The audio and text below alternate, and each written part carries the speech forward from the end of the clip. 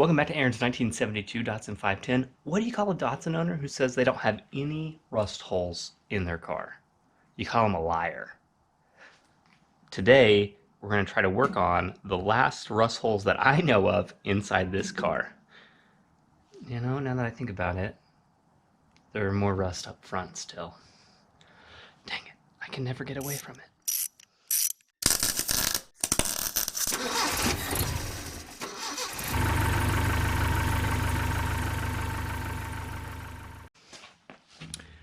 Alright, so in this portion of the video, you see that there are small rust holes here, here, here, sort of to about here, a little bit down over here, that all are along this inner lip. So I'm going to try first just to get out a welder and see if I can just fill in these spots with weld rather than cutting it out and trying to do that. Now this piece is fairly large, so it might be worth cutting out a small piece for this one, but some of these I'm just going to try to fill in with weld to see how that works. But we'll go ahead and try it out. So there are these tiny little rust holes here. Not tiny. They are some larger size rust holes as well. I am not going to try to cut out these pieces. First, I'm going to try to just tack little spots here along each of these different pieces and sort of fill in these holes rather than try to cut out individual little spots and put in new pieces. So we'll see how this goes. I might switch my tactic here in a minute, but we'll go ahead and do that. So we're going to get out the welder. We're going to get out some copper sort of to have a backing here, and then we'll go ahead and start Gonna try for sort of tack welding these in. Gonna try for a little bit more of a different vibe on my music today. Hope you don't mind. Went ahead and used this copper tube and welded in these holes. It's going pretty well. Alright, so let's see what I'm doing here. You can see that these welds are nice and beaded up. I actually start here. I had the temperature pretty cool, so about 13 volts here, and I slowly sort of brought it up to where here is about 14.5 volts. Still a little low, but you'll see that it's much flatter of a weld. And then as I moved through, I had my wire feed sort of get messed up, and so over here they clumped up again. I'm using this copper tube to act as a heatsink slash backing plate here. I don't want all of the sparks and stuff to go flying down into the already painted trunk. Now I know what you're probably thinking. A smarter person would have you know, did all this before they painted the trunk, but we're learning as we go here. I actually really like the way these turned out, and so I am going to try to attempt to fill this without having to go back in and cut out a small piece. Once we do all that, I'll get out the grinder and we'll clean these up just a little bit. Again, I'm going to have something that goes over the top of this, like I will have the weather stripping as well as the weather stripping adhesive that'll go right over the top of this. So it doesn't need to be perfect, but it does need to be a little bit smoother as we move forward. But you see I just sort of built the welds on top of each other there. But I wanted to pause along the way just to give you an idea of what I'm up to and how I'm doing it. So right here we go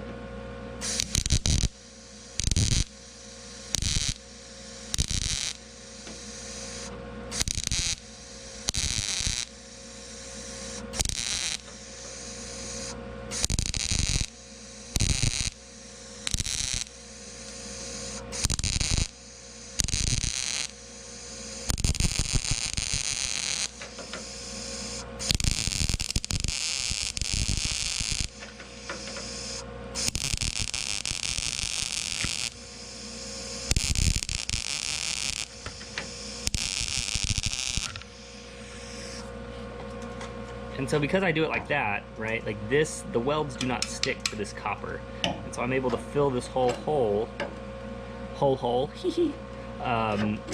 as I go along. There's a little bit more back on the spot right here.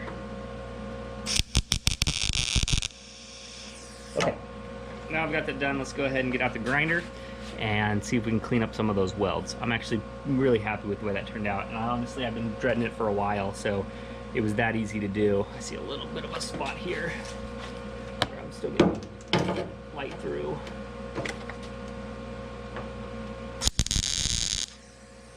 And then over here as well.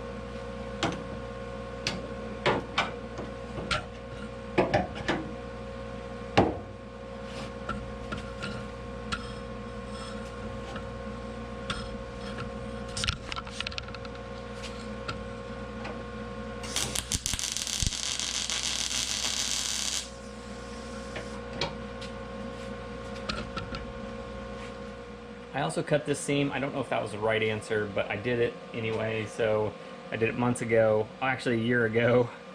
And so now we'll go ahead and close up this seam as well.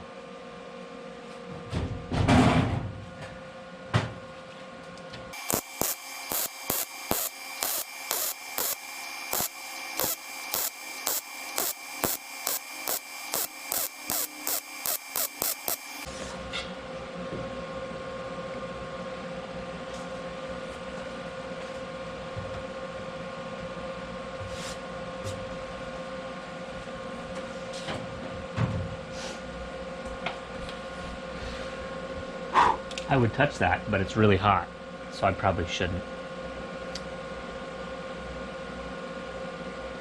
Let's go ahead and I'm going to cool this off, and now I'm going to grind down my welds.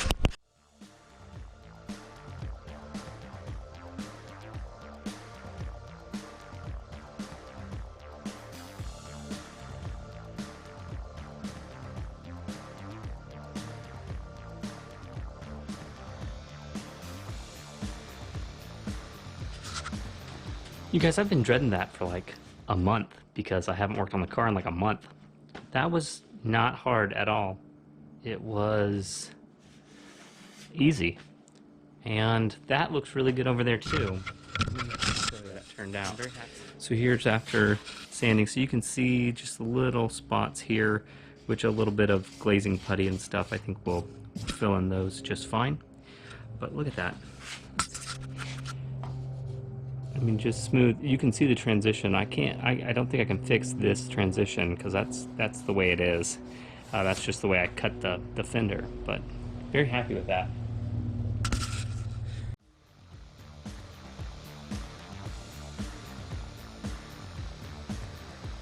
I blocked off the trunk so that way I didn't get paint anywhere that I didn't want to get paint. And then I went ahead and used some primer to go ahead and, like etching primer, to coat the sides there before I paint the inside of the trunk.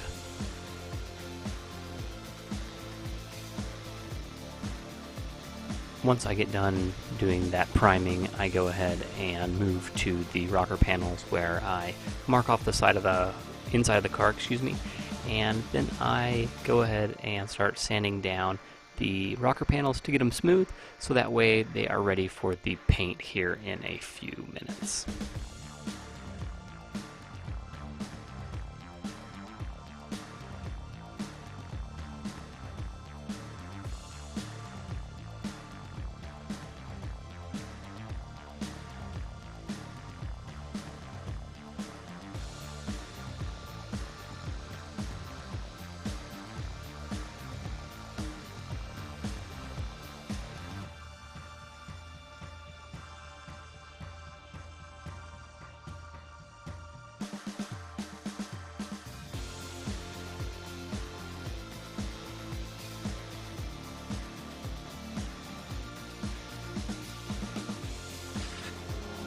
So now that I've sanded with 180 and 320, what I'm really looking for is spots inside this primer where I can still see like the texture. I want it to be smooth through that 320 grit, and I can see that I've missed this whole spot like right along here, down here some. So I don't know whether that last part of the video took. So what I am doing after I've wiped it down is now I'm looking along the ridges here to see what the texture looks like of this paint. So I see that this texture has still got a lot of like a spray texture where the paint has like atomized as it's hit the surface and given a little bit of a rough texture. So what I'm going to do is I'm going to continue to sand this with 320 grit until it looks good, and go from there. Again, I have to remind myself this needs to be a daily driver and I need to get moving forward on it. So those of you who paint professionally, I'm sorry that you're going to cringe at this video. But again, trying to prep the surface as best I can, well, maybe not as best I can, but trying to prep the surface to get it looking a little bit nicer. Again, this car was covered in rust, and I'm not a professional painter. I would like maybe in the next few years to get it professionally painted by someone who knows what they're doing. But for now, this will work. So that's what I'm doing. You can see a nice little spot right here if you look where there's a texture here that I don't want. So I'm going to try to smooth that out before I go to paint it. I'm less concerned about the rocker panels and inside the door here. I just want that to be one uniform color. So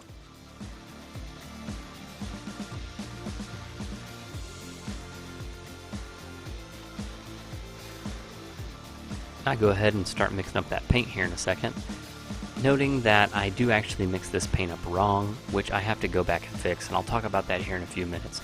The point here is that you need to use a 8:1:1, but what you can see me using right there in the last few seconds was the prep all, which helps take all of the dirt and grime off of your body panels, and I've got about a gallon of it, and it's been very useful to clean up the panels as I continue working on this car. This is one of these classic times of measure twice, cut once, and I most certainly did not do that correctly. So you'll see me go ahead and pour this into the gun and then realize that I see the paint looks really weird, and so I know I've got to dump it out, and so that's what you see me doing here.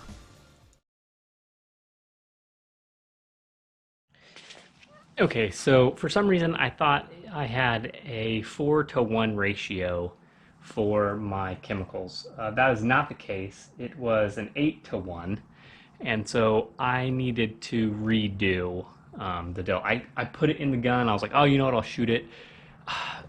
Like you only get one shot at this. I mean, you can sand down and do it all again, but I did not want to do it again if I didn't have to. So I went ahead and just dumped it.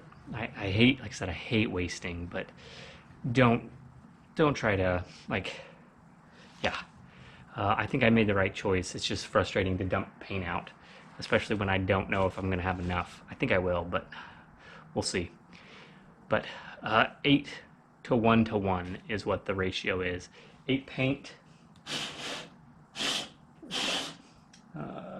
on the other one. 8 paint, 1 of the fuel base, and then 1 of the hardener is what it's supposed to be. I'll do it right this time.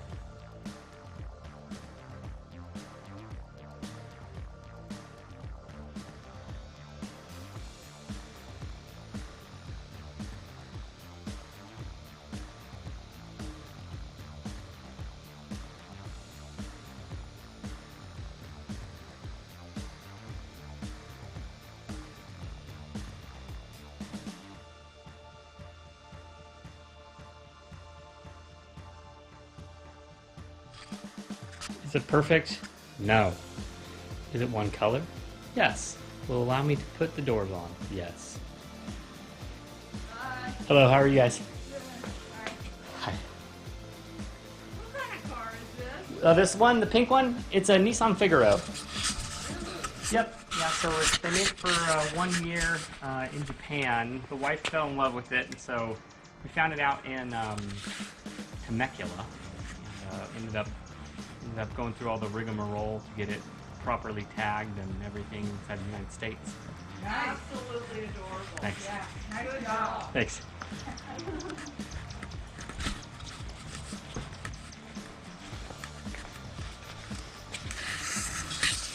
That happens approximately every single time the car's outside. So anyway, it's all one color. It is painted this area. The main thing I wanted to get done is this all painted, so that way I could put the doors back on. So that's done. I know this fender might need some more work. I can see some little striations in it, and it's definitely probably not as smooth as it needs to be. My adjustment settings were off on the gun. I should have done a few more spot checks before I painted with it. It wasn't pushing out enough paint, so it was atomizing way too soon, almost like drying as it hit the surface. So it's going to be pretty bumpy, but it's one color. It's really good for me. I'm really excited. So that allows me to move on to the next step, which is like put the doors on and then move forward. So anyway, pretty excited. This is probably not the end of this video. I'll probably continue to work on stuff, but it's in the work for at least a few hours. Yeah, this is the end of this video. See you next time. It is now the day before Thanksgiving, and it's 3:30 in the afternoon. So I'm gonna eat lunch 'cause I'm hungry.